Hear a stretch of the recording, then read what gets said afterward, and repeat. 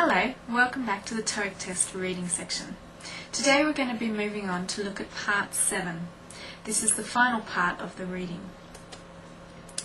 We're also going to be looking at some strategies and some vocabulary, including synonyms, and of course at the end we will do a quick review so that you can remember what you studied to continue with your study.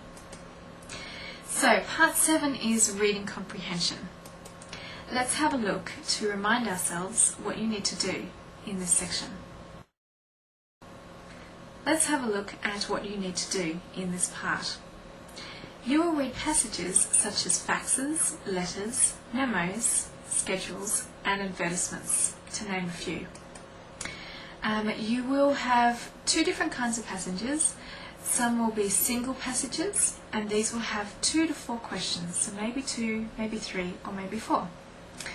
You will also have different types of questions, and these will be double passages, and they will have 5 questions. So the double passages means that you will have 2 passages together, and often you will need to compare them. So you'll need to read 2 and then answer the questions. And usually there will be 5 questions for these.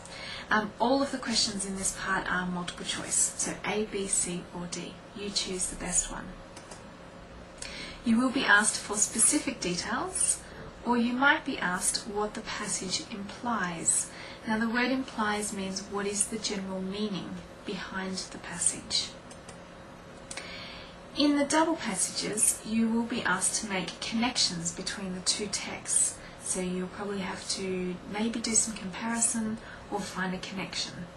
But we'll look at that actually in the next lesson. Okay, so today we are only going to look at the single passages. And the first example we're going to use is a memorandum. Now remember, the memorandum is used in a business office environment, and it's more of an informal short note sent between colleagues. Okay, so example 1. Here is our memorandum. It is to the managers and it's from Human Resources. The subject is the probationary period. Maybe you remember this memorandum. This was introduced in the introductory lesson, the very first lesson that we did. But today we're going to look at the whole example and look at all of the questions. In the introductory lesson we only looked at the first question. So, this memorandum is about a probationary period. Let's read. All new staff members, as of 3rd of March, will be required to complete a 3-month probationary period. Before this is completed, they will not be entitled to medical, holiday or flex time benefits. After 3 months, please contact your employees to inform them that their probationary period has ended. We will remind you 2 days in advance. Thank you. Okay, so let's have a look at question number 1. What is the main purpose of the memo? This is a very common question that they'll ask in TOEIC. So familiarise yourself with what this means. The main purpose, you're looking for the main idea, the most important general idea. Your choices: to notify managers of a change in policy, B, to discuss employees' benefits with the managers, C, to put managers on probation, or D, to inform employees of a new expiration date. Now you'll notice that in each of the questions they've used words from the memo, such as probation, managers. Now these are to trick you, so that you will look at that quickly and go, ah yes, that was in the memo, so this must be the correct answer.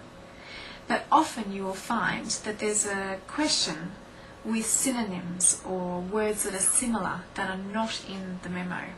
So you need to actually think very carefully, because maybe that is the correct answer. So don't immediately jump for the first one which has the same word, because often the words will be different but the same meaning. Okay, so let's have a look in this case. The answer here is A. It's to notify managers of a change in policy. Now they didn't use the word policy in the memorandum, but they are changing like the rules, which is the same as policy. So let's have a look at why this is the answer. It's also the correct answer because the memo is addressed to managers. So the purpose is to notify